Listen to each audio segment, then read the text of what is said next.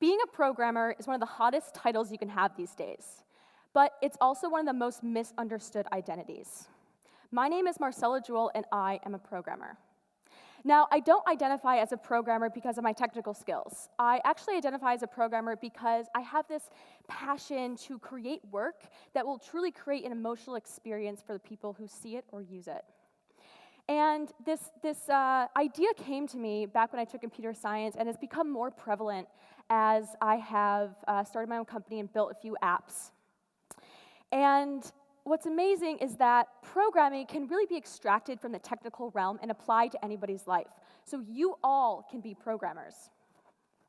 So just like anybody, any person wants to be a better person, I obviously want to be a better programmer in the technical sense and in the leadership sense. And I'll explain to you how great programmers come to be. So my journey as a programmer started when I took my first computer science class back freshman year. And I was in this class, and I think there was only one other female in there. Her name is Jackie, and we were put together as programming partners. So somehow we got through the class. I'm not really sure how, but the last project we had to do made all of the difference. The last project, we had to create a photo collage using only Java methods. And the goal was to create a collage that would really evoke an emotional reaction, because we were entering it into a photo contest where the judges wanted to see the code, but also wanted to see what you could create. What kind of emotional experience could you create with your piece of work? So this is what we created. It's called the Skidmore Conundrum, and we actually won, which was pretty amazing. So the top is me and Jackie, and the question between, do we go to the library or do we go hang out with the friends outside? And below is us presenting it. It's a little dark. But what I realized is that Jackie and I were so fueled by this desire to create something so magnificent that it would wow people. We really wanted to wow people, even though behind the scenes it was just a series of tasks that had to be executed quite perfectly in order to create this beautiful piece of art. So what I realized is that to be a programmer, you have to be really passionate about this vision and this end goal, and you have to identify a problem and really want to solve it. But in order to solve that problem, you have to identify a series of tasks or a series of steps that you must execute perfectly and very deliberately, and they have to be aligned with what is really true and what is right. And if you can amalgamate these perfect steps together, you can create a beautiful emotional experience for your user. So that is my definition of a programmer. A programmer is not a hacker. They're not necessarily technical geniuses, and you don't even have to know how to code. You have to be an orchestrator, a mobilizer, a connector. I think a programmer is somebody who truly can create a whole that is greater than just the sum of its parts. Now, like I said, just like any person wants to be a better person, I want to be a great programmer. And when I started my company last year, I realized that technology is not a world where you can be okay with what you just made. You always want to iterate. Everyone is always looking for the new technology, the new tool, the smartest person in the room. Where can we find them? What can we do next? You can never be happy with what is. You always have to be thinking forward. And you have to be passionate about it. You have to see this goal. However, in order to get there, you have to execute a series of steps really deliberately and really pragmatically. So I identified this tension between being passionate and being pragmatic. To be passionate is to act based on a good feeling inside of you. You act based on what you think is good or what you think is right. It's actually one of the most intense desires we have. It fuels a lot of things we do that aren't good.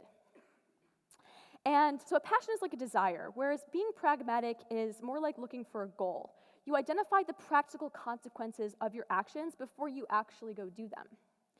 So there's this tension, and you can see it where a programmer wants to be, really wants to create something. They want to make an experience for somebody. They want to take a series of steps and bring them together to create something that people are really going to love and is really going to change their lives. But the thing is, you have to make sure you don't let this passion completely blind you from what is true and what is there in reality. You have to let reality dictate your choices in order to even fulfill your passion at the end of the day. So I want to introduce you to a few great programmers who I revere and I think have really successfully identified how to remedy this tension. So the first one is Steve Jobs. We all know Steve Jobs as the father and the founder of Apple Computers. So Steve Jobs, the reason I really admire him is because he sees the infinite in life. Steve created a MacBook that is really just a series of parts that are aluminum, and there's some precious metals, and maybe some glass and plastic. But what a MacBook is an experience. We are able to communicate with our brothers and sisters across the country and across the world. We're allowed to see a newborn child across the world. We're allowed to talk with our friends about our homework or about something really dear to us. So it's not just a physical manifestation that he made. When we think about him, we think of this amazing experience he created for us. The next one is Ray Dalio. And Ray Dalio is the founder of Bridgewater Associates. And he's a little less known than Steve Jobs, but the reason I admire Ray and why I think he's a great programmer is because he was the first person to really infuse this sense of radical truth and transparency into the financial sector. So every Bridgewater associate, whether they're in investment or management or technology, everything they do is they're always searching for the truth and what reality really dictates. They look for the practical consequences. And because of that, Ray has created this hedge fund that is the most successful and most profitable hedge fund in the entire world. The last one is Megan Smith. Now, Megan Smith, I hold very close to my heart because I've heard her speak a few times, and Megan is now the CTO of the United States of America. And when I think of Megan, I don't think of her position at Google X or her at MIT, but I just think of the potential that she allows for a young programmer and engineer like myself. And I want to achieve what Megan can achieve. So when I think of her, I think of potential. I think of this experience. I don't really think about the little things that she did to get there. However, each of these individuals, Steve, Ray, and Megan, both had to execute a series of steps and achieve goals along the way perfectly in order to create this amazing vision that surrounds them. But the question is, how do they do that? And for me, I've really been struggling and have and still do and probably will forever with how do you be passionate but not let it blind you from the reality? So the common denominator, the most obvious common denominator between Megan, Ray, and Steve is their passion. Obviously, when you hear them talk, you see radiance from their skin. They're glowing, they're happy, they're exuberant, they're ecstatic. And they created something that is truly greater than just the sum of the parts put together. So I have another example, and I just returned actually from a summit in Las Vegas for entrepreneurs under the age of 23, and all I saw was passion. They were just like, everyone there was just like Megan, Steve, and Ray. They were exuberant. Everyone was doing something with their lives. They had so much to say, and I was so amped. I was literally on cloud nine. It was one of the best experiences of my life. People were creating national magazines. People were building crowdsourced news apps. People were trying to solve world hunger with algae and rice combined together. So when I came back from that conference, I had so much energy to work on my startup. And right now, we're about to launch a new brand. So there's a lot of work to be done and a lot of decisions to be made. So I was working on this new landing page, and I was really excited. I was coding in classrooms. I don't really think I kind of missed like half of class for that week, which is not good, but that's okay. And I ended up creating something that I thought was great. I was in love with it. Things were flying everywhere. I ended up building it, and I sent it to my advisors. So I sent it to my advisors, and I come into my advisor Phil's office the next day, and he'll always meet me with my passion. He'll always be there. He'll always understand and empathize with me. But he'll sort of give me this smirk and say, it's not quite right. You didn't quite get it.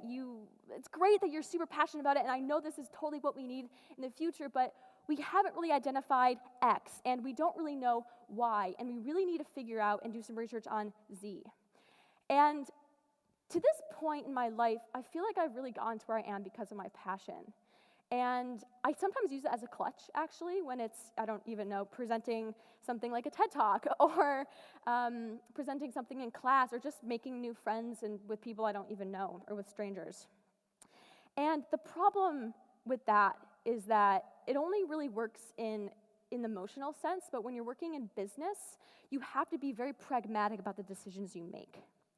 And I felt at that moment when Phil said that it wasn't quite right, because I was so passionate about it, I felt like I had totally done it wrong, and I was really inadequate. And for somebody who measures their success in terms of the number of meaningful relationships I've had, passion is good. It makes me feel successful. But in business, it doesn't actually yield success just because you're passionate about something. So when I was wallowing in my inadequacy, I went back to my office and I went on YouTube and I watched a video that I usually watch whenever I'm feeling this sense of inadequacy. And that is Apple's 1997 Think Different campaign video. And I'm not sure if any of you guys have seen this, but what it is, it's this beautiful montage of all the great geniuses of our time. There's Einstein, the Wright brothers, Amelia Earhart, and overlaid with this beautiful soundbite that Steve wrote, all about, you can vilify people who are different, but they're the ones who really change things. And the content of the video is actually relevant for the point I'm going to make, but my reaction is what I want you guys to think about. So when I was listening to this, all I was thinking about was like, yes, this is exactly how I feel. This makes so much sense to me. And I realized that Steve's passion was to elicit that reaction from me. He wanted that 21-year-old female entrepreneur who felt totally inadequate, didn't know what they were doing, to feel elevated and to feel empowered.